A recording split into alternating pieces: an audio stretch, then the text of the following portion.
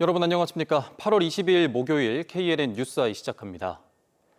대낮 부산 도심의 한 고층 아파트 외벽에서 물이 폭포처럼 쏟아지는 일이 벌어졌습니다. 소방 설비가 고장나면서 발생한 사고인데 주변은 그야말로 아수라장이 됐습니다. 최혁규 기자입니다.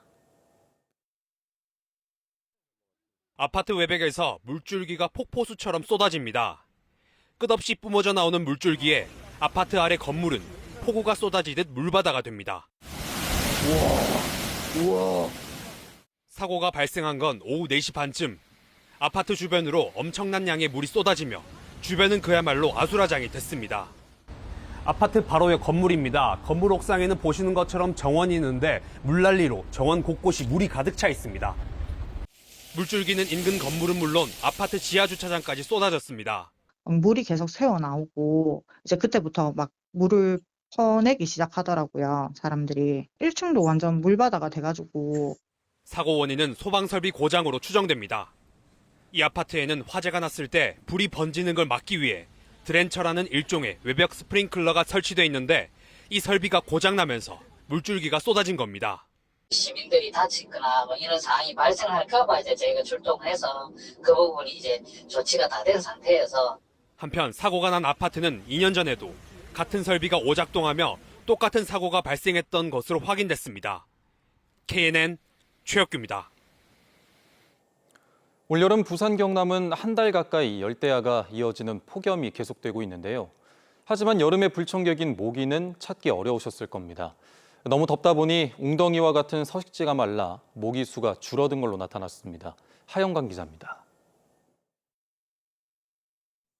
모기가 많이 발생하는 축사 근처에 설치됐던 채집망입니다. 일본 뇌염을 옮길 수 있는 빨간집 모기 등을 잡기 위한 겁니다. 조사 결과 올 여름 채집된 모기의 개체 수가 크게 줄어든 걸로 나타났습니다. 21주차를 기준으로 말씀을 드리자면은 작년에 비해서 평균 온도는 1도씨 정도 높고요. 작은 빨간집 모기의 개체 수는 35% 정도 감소한 것으로 나타났습니다. 폭염이 본격화된 7월 4주차의 모기 개체 수는 지난해보다 70% 가까이 줄었습니다. 부산이 26일 연속, 경남 거제가 15일 연속 최장 열대야 기록을 세운 게 이유로 꼽힙니다. 모기는 물이 고여있는 웅덩이나 논밭 등에서 주로 발생하는데 폭염으로 산란지 자체가 사라진 겁니다. 외부 기온에 맞춰 체온이 변하는 모기의 특성상 수분 손실도 커져 활동량도 줄었습니다. 기온이 높고 열대야가 계속되고 또 습도도 상당히 높았잖아요. 이렇게 되면은 모기들이 오래 살지는 못합니다. 그래서 보통 한 달 정도 살 수 있던 것도 한 2주밖에 살 수 없는 그런 현상을 보이죠. 줄어든 모기 개체 수는 오히려 폭염이 한풀 꺾이는 가을에 급증할 것으로 점쳐지고 있습니다. 지구온난화로 따뜻한 가을이 예측되는 데다 강우량이 늘어나며 번식에 적합한 환경이 갖춰지는 겁니다. 이상 기온이 유지되면 모기가 10월까지도 기승을 부릴 것으로 예상되고 있습니다. KNN 하윤광입니다. 일본이 후쿠시마 원전 오염수 방류를 시작한 지 1년이 됐습니다. 방류 초기 수산물 안전에 대한 우려로 직격탄을 맞았던 지역 수산업계가 다시 회복세를 보이며 수산물 소비도 늘고 있는데요. 하지만 우려와 반발도 여전합니다. 황보람 기자입니다. 부산 자갈치 시장입니다. 평일 낮부터 시장이 수산물을 찾는 사람들로 붐빕니다. 1년 전 일본 원전 오염수 방류가 시작됐을 때 한산하기만 했던 것과 비교하면 확연한 차이입니다. 작년에 진짜 많이 힘들었어요. 그때는 많이 힘들었고 전에보다는 조금 많이 늘은 편이에요. 걱정이나 이런 게 조금 많이 좀 줄어들었다고? 네, 좀 줄어들었다고 봅니다. 실제 일본 수산물 수입량도 늘고 있습니다. 올해 1월부터 7월까지 일본에서 수입한 수산물은 모두 2만 2천여 톤으로 지난해 같은 기간보다 20% 가까이 늘어났습니다.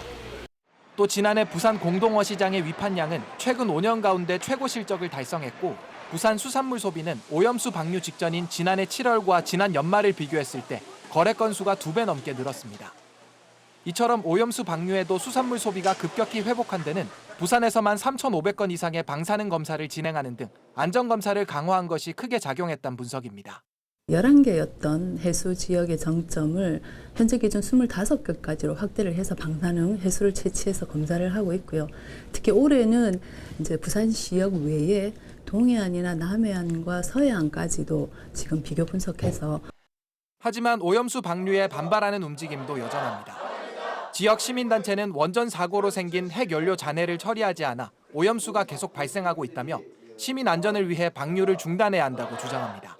후쿠시마 핵오염수 해양 투기 1년을 맞아 일본을 규탄하고 이것을 방관하는 것을 넘어서 이를 두둔하고 있는 윤석열 정부에 책임을 물을 것이다. 앞으로 30년 이상 120만 톤이 넘는 일본 오염수가 방류될 예정인 만큼 여전한 시민 불안과 갈등을 해소할 철저한 안전 관리가 필요해 보입니다. KNN 황보람입니다. 최근 심각한 세수 결손에 따라 지역에 내려보내는 교부금이 마르고 있습니다. 그런데 교육부가 지난해 교부금 감액 기준을 잘못 적용하면서 부산 경남에서만 무려 1,000억 원 이상이 뭉텅이로 깎인 사실이 KNN 취재 결과 드러났습니다. 김상진 기자가 보도합니다. 지난해 부산 경남을 비롯한 전국 교육청은 예상보다 적은 지방교육 재정 교부금을 받았습니다. 학생들의 학습과 복지, 교육 여건 개선을 위해 쓸 돈이 크게 줄어든 겁니다. 세수 부족에 교부금이 줄은 건 어쩔 수 없었다지만 깎이지 않아야 할 돈까지 뭉텅이로 깎였다면 이야기가 달라집니다. 국민의힘 곽교택 의원실에 따르면 경남은 원래 받아야 할 교부금보다 무려 845억 원, 부산은 246억 원이 더 깎였습니다.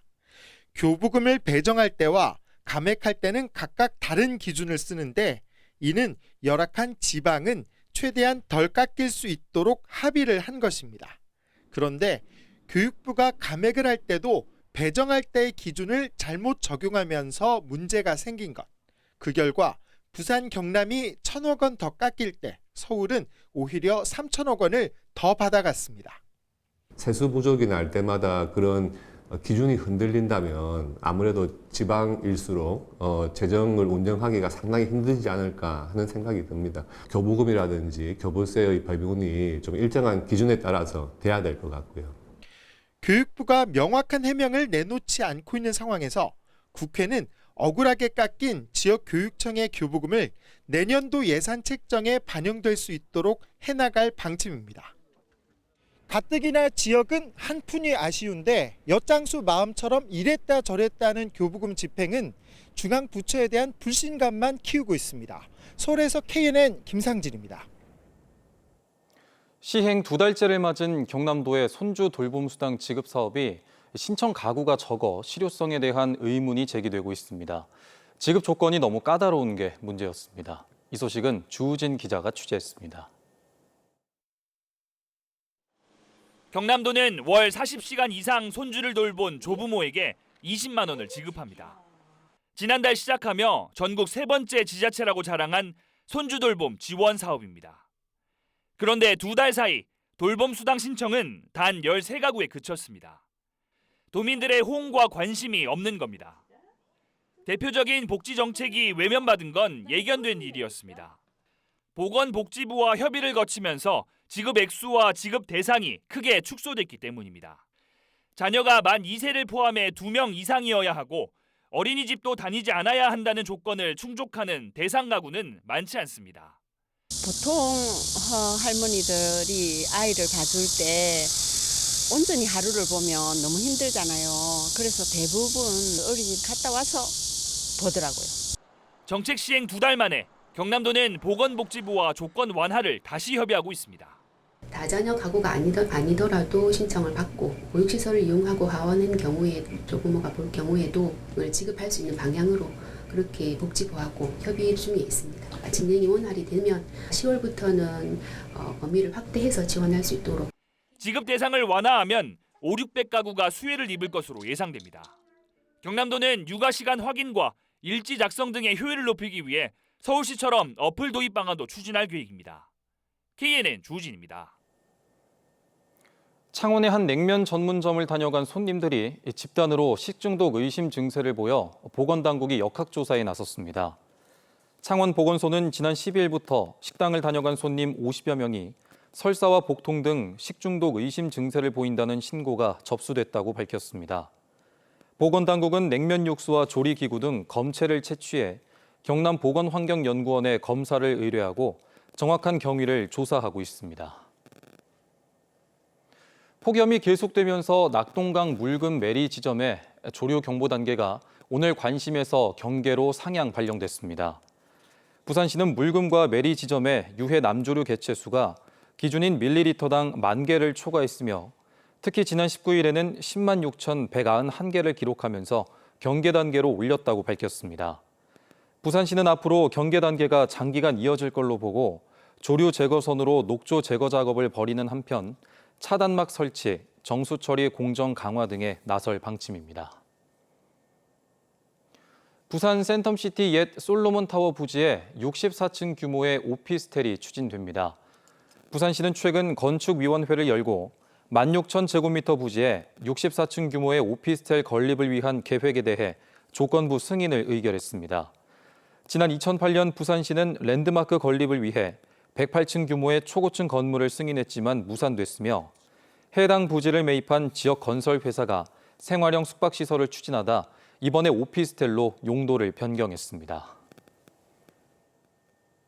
민주노총 경남본부와 진보 정당들이 기자회견을 열고 김문수 고용노동부 장관 지명 철회를 요구했습니다. 회견 참석자들은 극우와 반노동적 성향을 가진 김문수 후보자가 반인권적이고 반여성적인 차별과 혐오를 반복해 보여왔다며 노동부 장관으로 일하기에 부적절하다고 강조했습니다. 제2만덕터널이 다음 주 수요일부터 열흘 동안 야간에 교통이 통제됩니다. 비상 콘센트 설비 소방 공사를 위한 이번 교통 통제는 제2만덕터널 만덕동에서 온천동 방면 1개 차로에 대해 오는 28일부터 다음 달 6일까지 밤 10시부터 새벽 5시까지 야간에 한해 이루어집니다. KNN의 중국인 드론에 뚫린 군사시설 단독 연속 보도가 한국기자협회 제407회 이달의 기자상을 수상했습니다.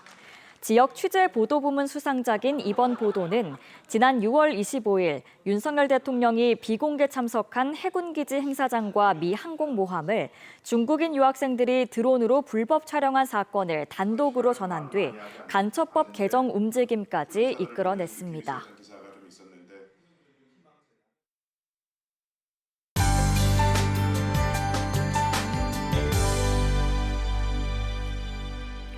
비구름이 국지적으로 발달하면서 좁은 지역에 비를 뿌렸습니다. 지금 내륙 지역은 비가 잦아들었는데요. 부산과 남해안, 경남 동부 내륙 지역은 내일 새벽까지 5에서 40mm 정도가 더 내리겠습니다. 좁은 폭의 비구름대가 빠르게 이동하면서 지역 간의 강수 편차가 크겠고요. 또 곳에 따라 강하게 쏟아질 수 있겠습니다. 절기 쳐서도 지나가고 있지만 도무지 더위가 꺾일 기미를 보이지 않습니다. 내일도 부산, 경남 전 지역에 폭염특보가 이어지겠고요. 오늘보다 더 덥겠습니다. 내일 전국에 가끔 구름이 많겠고 서쪽 지역은 소나기가 오겠습니다. 밤사이 해안가와 도심지를 중심으로 열대야가 나타나겠고요. 낮이 되면 서부 지역은 34도 안팎까지 오르겠습니다. 경남 중부 지역의 낮 기온은 창원이 35도, 거제 33도, 밀양은 36도까지 오르겠습니다. 부산의 낮 최고 기온은 33도, 양산은 35도가 예상됩니다. 먼 해상에는 풍랑주의보가 발효된 가운데 물결은 최고 3.5m까지 매우 높게 일겠습니다. 당분간 남해안에서는 너울성 파도와 저지대 침수에 주의하셔야겠습니다. 주말에는 경남 내륙 곳곳에 소나기 예보가 들어있고요. 다음 주 월요일에는 한 차례 비가 내리겠지만 이 더위를 식혀주지는 못하겠습니다. 날씨였습니다.